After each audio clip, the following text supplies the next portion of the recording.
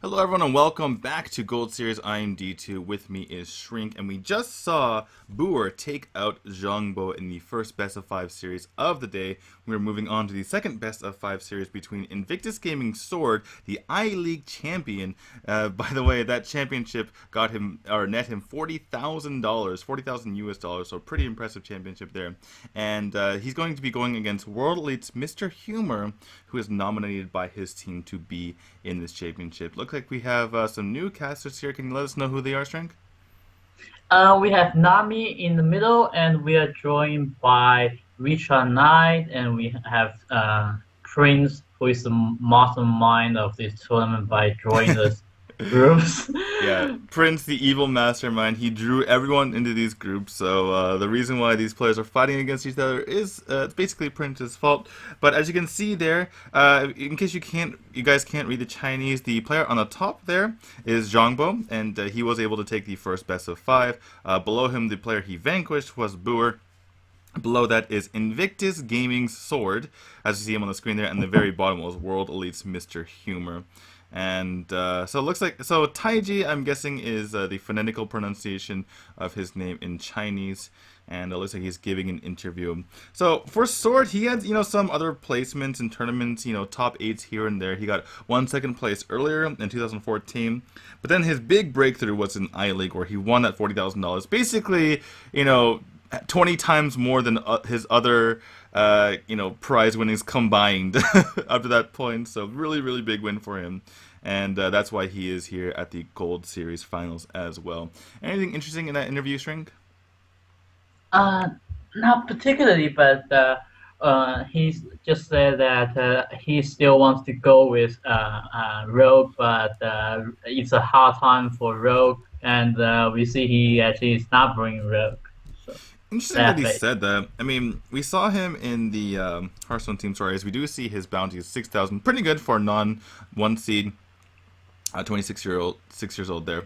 But yeah, Druid, Priest, Warlock, and Shaman. Pretty diverse lineup. And Priest obviously always played as a control class. Sometimes you see Dragon Priest, but even nowadays the Dragon's playing a bit more control and less tempo-y.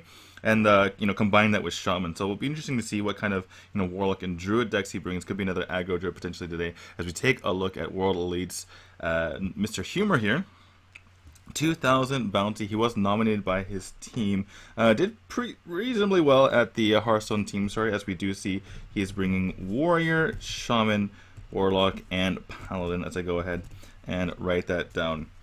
But yeah, it'll be interesting to see how these guys play against each other, and particularly their lineups. Interesting to note that Sword doesn't too confident with Rogue. Rogue is actually a pretty decent class these days. A lot of pros are kind of preferring it. You even see some Miracle Rogue here and there.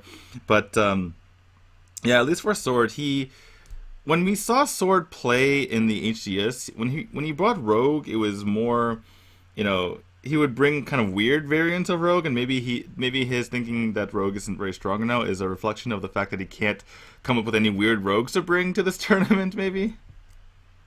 Well, you maybe just too many aggro decks in the tournament that you can really handle them. So It's okay, just put two heal bots, you're good.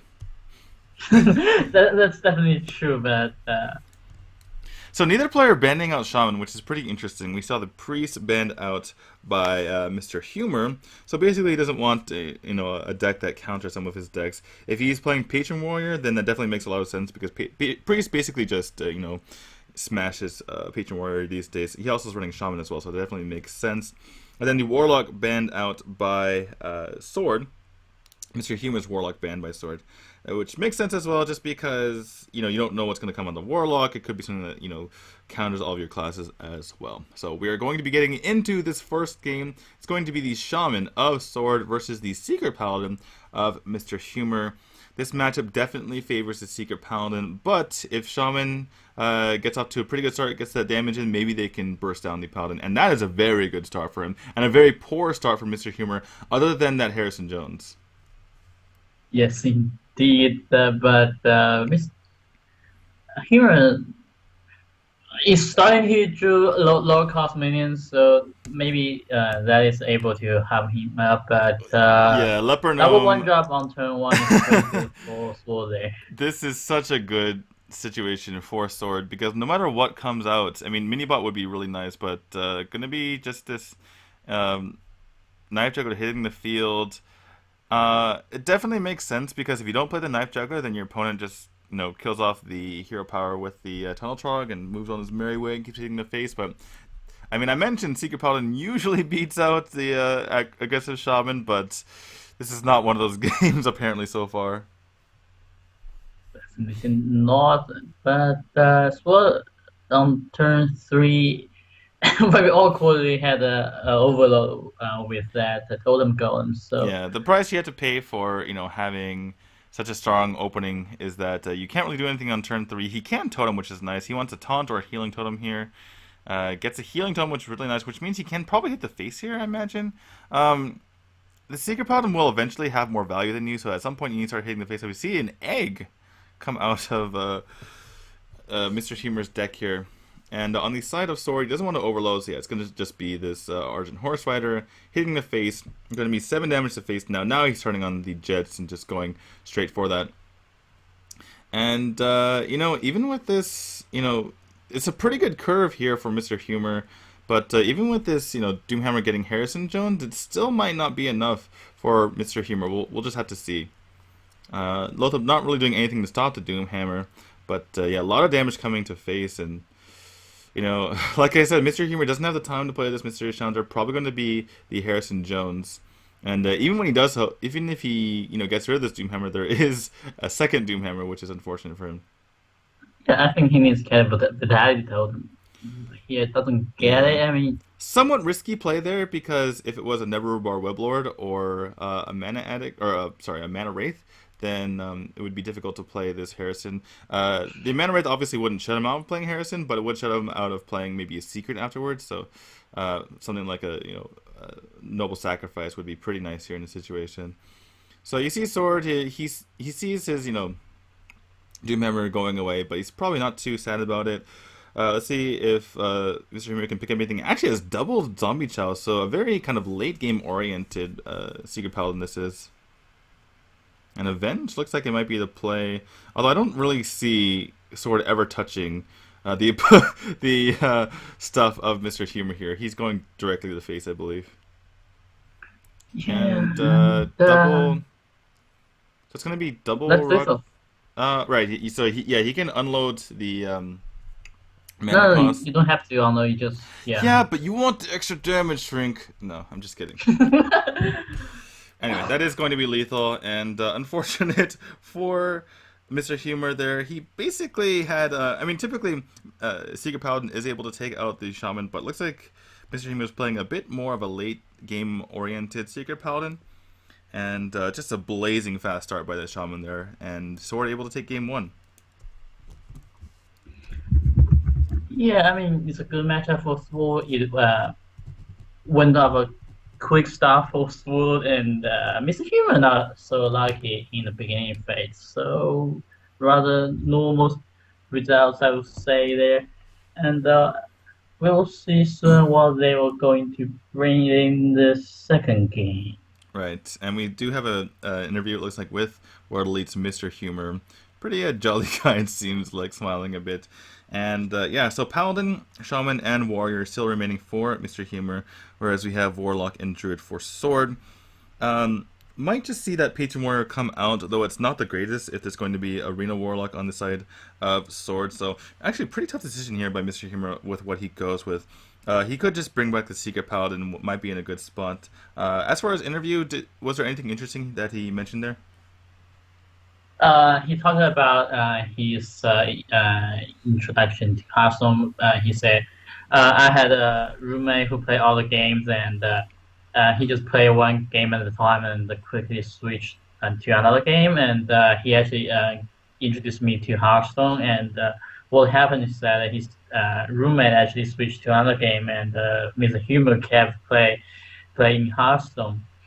Yeah, that's basically the story. And he said, I hope I can get a group stadium to play the playoffs. And doesn't I mean that's a reasonable ambition compared to Chosu's ambition to win the whole thing. I think that's very modest for him to say that. Yeah, definitely. One step at a time. Just try to get as far as you possibly can. Choo Choo, he said he's going to win the whole thing. Unfortunately, went 0-2 and busted out in the first round. We see the Secret Paladin coming back for MrHumor. Still not quite sure what this is for. Okay, it looks like it's going to be Zoo for Sword. Bit ambiguous in the start there, whether it was something like Arena Lock, Demon Arena Lock potentially. But yeah, with that Haunted Keeper coming in the hand, you almost never see that in Arena Lock. So probably going to be the Zoo, and Sword definitely not happy to see the Zombie Shell on turn one. Not Look at this hand and from MrHumor though. Oh my goodness, he has everything. He's got he's got the Muster for Battle next turn. He has Coin into Sludge Ball Tree. As a consecrate if things go awry. Everything going for him. Let's see if anything can be picked up about this. Excuse me, this Dark Peddler. All these are actually pretty reasonable. Spare parts are nice. Having the bottom can make your guys get out of range of some stuff. And the Stone Tusk Boar is pretty good as well if you need to get that extra damage in on something like a Divine Shield.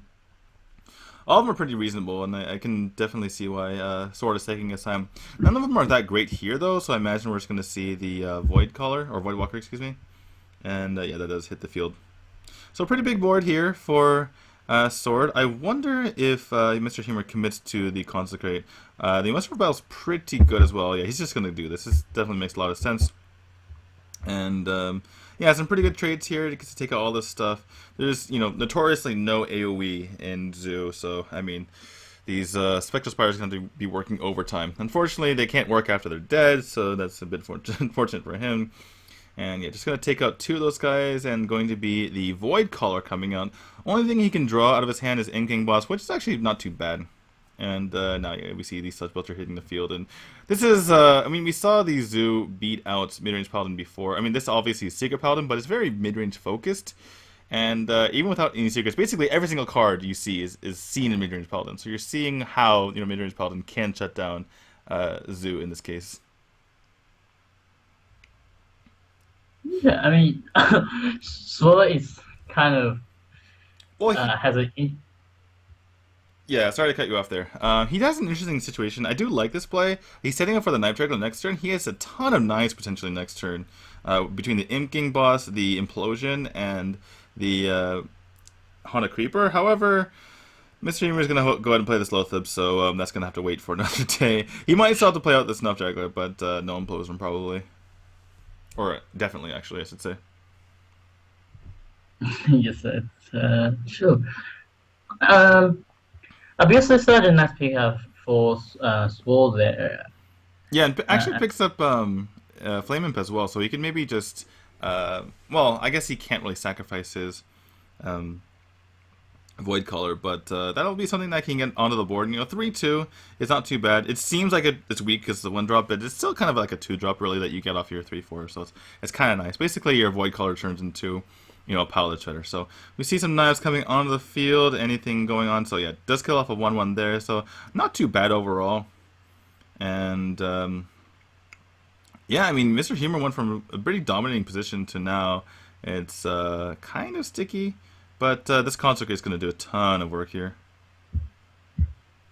So let's see if he Consecrates first, or if he kills off the Haunted Keeper first. He could just swing into it right now if he wanted to. I'm gonna actually do this instead.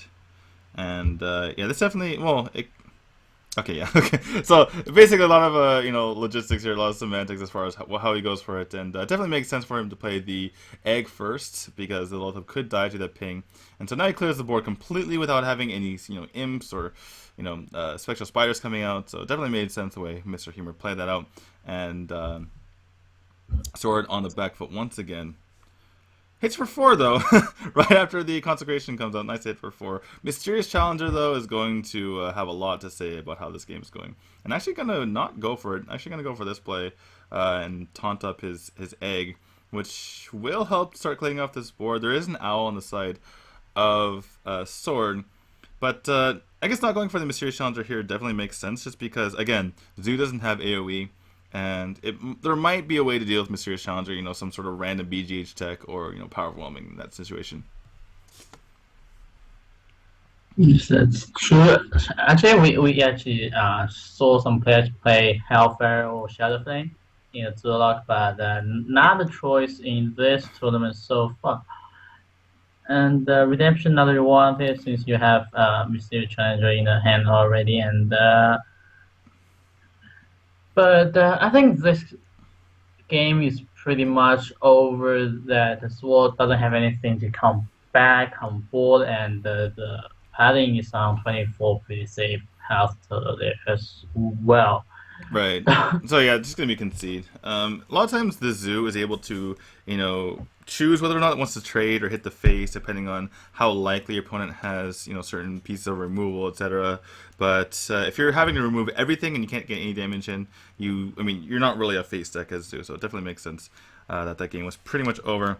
So MrHumor takes game number 2 with his Paladin, kind of revenge for the first game where he got blasted out by the Shaman. But yeah, going to be Shaman and Warrior remaining for MrHumor, whereas we have Warlock and Druid remaining for Sword. So going to see how these decks play out, what they've chosen for themselves. Obviously the Zoo is a bit susceptible to the Patron, not as much as it used to be before the Patron nerf, but definitely a lot of mid-range cards in the Patron Warrior now, so we'll see how that matchup goes. And yeah, who do you have as the likely favorite here? I guess it matters if it's Patron Warrior or not, but I think looking at this deck, I kind of favor MrHumor. Well, let's. We do see this Patron, by the way. Yeah, we just the Patron and we just a really good hand. Oh, double Void Caller into Marganis. That's something to watch for in Patron. Right, not the quickest start for a sword, but it might end up working out, because if you have a quick start, it just gets shut down by these weapons in the hand of MrHumor, so not too bad that he hasn't picked up anything, ironically. Well, there's Knife Juggler. He's going to be sad that's going to be met with Fireworks. It actually would have been probably better if he just had nothing and blinked and had to tap there, because now this gives MrHumor something to do. I suppose he could have just played out the Unseeable Ghoul, which would have been something at least to do in turn 2. But yeah, this game, it's MrHumor has some options going forward, but so does Sword. So this is going to be really interesting to see how this Mal'Ganis is dealt with. I suppose there's an Execute. So I guess looking at these two hands, as long as MrHumor doesn't utilize the Execute before the Mal'Ganis comes down, it's probably favoring MrHumor right now. Yeah, MrHumor, I think he could go to face this time, but decides not to. Well, he could, for instance, utilize his Fireworks and something like this Voidwalker coming up, and put another Frothing Berserker on the board, and etc. etc. So I can see him going for this play, maybe holding on to it. He's not really racing his opponent. It's more like a tempo deck, and later on in the game he might be able to use it, but he doesn't want to just throw it away just for no reason at all. So I can see why he kept it. A 2 roll onto this Frothing Berserker. Rowan is actually picked up here, and probably going to save that for next turn. Could go Grim Patron into Double Whirlwind. But we'll see what happens here. But with these guys, yeah, going to be just the Void Walker coming down to protect this Void Caller. The Void Caller, if the Void Walker didn't come down here, or somehow there's a kill on this Void Walker, if there's a kill onto the Void Caller, the Whirlwind wouldn't hit the Mal'Ganis because the Despite was played first. But yeah, going to be just a couple of Whirlwinds here. Huge Patron board, and this is very difficult for Zoo to deal with. Definitely, if Sword doesn't have that health in his deck, he could though just play a bunch of minions that actually has attack value more than 3. Even the Defender Argus is not one of them.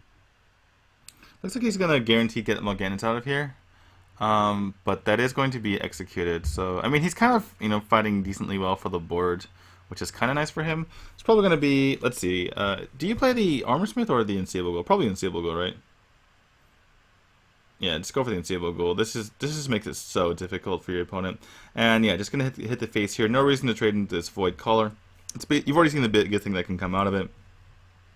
And Sword is in a bit of trouble here. Maybe he might actually just YOLO Dr. Boom and start killing off some patrons potentially. Yeah, I guess that's one play that you can definitely, but uh, This is so you awkward. could just give a lot of attack to defeat berserker and make more patrons for your opponent. What I, okay, well he's going to give this Frothing Berserker a lot of attack. Um and I don't think he can really race. So I don't know, this is a bit awkward.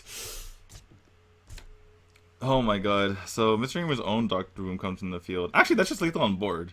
Sword just gave his opponent lethal on board, so that's an obvious misplay because he could have calculated that out.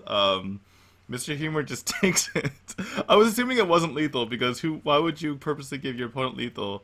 You have to at least play the Doctor Boom just to hope you get a kill on the Frothing Berserker or some of the patrons. But yeah, you can definitely see Sword is not too happy with his play there, and that's going to be game number 3 going to Mr. Humor. He is on match point in this best of 5. guess that's a very good for Mr. Humor there. Actually, very interesting. We see Zoo in this tournament. Uh, Actually, kind of revive of this popularity. Because we know that Patron got nerfed, it's not that intimidating for Warlock to play Zoo version against Patron Warrior, or you just bring it to tournament in general. But well, I mean, I think the biggest reason is that we're seeing a lot of Druid, and Zoo is basically the original counter to Druid, and it still is to a certain extent.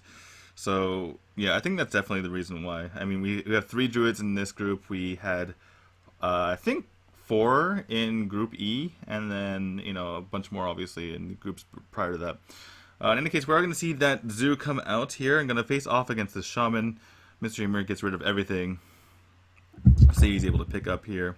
Picks up a Totem Golem, but nothing else on turn 1, which is really a big deal because he is going first. Oh, there's a Sir Finley Murgleton. What do you go for here? I imagine you might go for something like a Mage if you get it. Picks up Hunter and immediately goes for that, which is very interesting. He could have gone for the Warlock as well, but decides to just go for this. And looks like we have the standard Zoo opening, the classic Flame Imp into Void Walker. This was a combination this is a combination that's existed for like forever. Basically since the start of Hearthstone. Of course, at the start of Hearthstone, Flame Imp only hurt your hero for 2, so it was a bit OP at the time. In any case, it's going to be the Dark Peddler coming out right now. Excuse me, not Dark Peddler, the Knife Juggler for more stuff or more knives, more potency. And just going to be a clear on the board here, it looks like. I mean, obviously the Earthshock can be useful later, but just clearing out that minion right now and keeping your Totem Golem alive is very valuable. there's no one player. I think we are going to see the Predator come down here because the egg doesn't do too much. And Huh. what do you pick up? He goes for the min. I actually kind of like this because you're behind on board. Okay, he picks up a few hero powers that are pretty good. You have to. I can't imagine you go for a hunter. You can't really race your opponent too well, so it's going to be between a warrior and mage. Obviously, mage very good at picking off your opponent's minions, but for the warrior, obviously you're able to stay alive a bit longer against this shaman. But if he has something, looks like he does go for the warrior. But if a Doomhammer's picked up, it might not be enough. In any case, going to see the Trog, a perfect pickup here, basically a 3/3/4/1 mana. And gonna actually trade with his Finley Miracle. Interestingly enough, looks like now that there's a warrior hero power picked up, Mr. Humor looks like he's going to go for more board control style of play. Yeah, and I guess you Wow, this need is more. yeah, this is so interesting because there's no whirlwind effects or anything like that. So I mean, he has the warrior hero power, but he doesn't have the warrior defensive spells or anything like that. So this Argent Horse Rider is just gonna stick there, and nothing can take it out really. Decide to play the egg instead of hero power, and facing another. This is Is that? so. Is that just lethal? That's just I think lethal. so. Wow. Okay, even 2 over lethal. Jeez. Okay, MrHumor is going to take that pretty easily and just takes off his headset. No problem. Easy peasy. 3-1 victory, he's thinking right now. And there you go. He's moving on to the winner's match. And Sword just, gets blasted out here and falls down to the loser's match.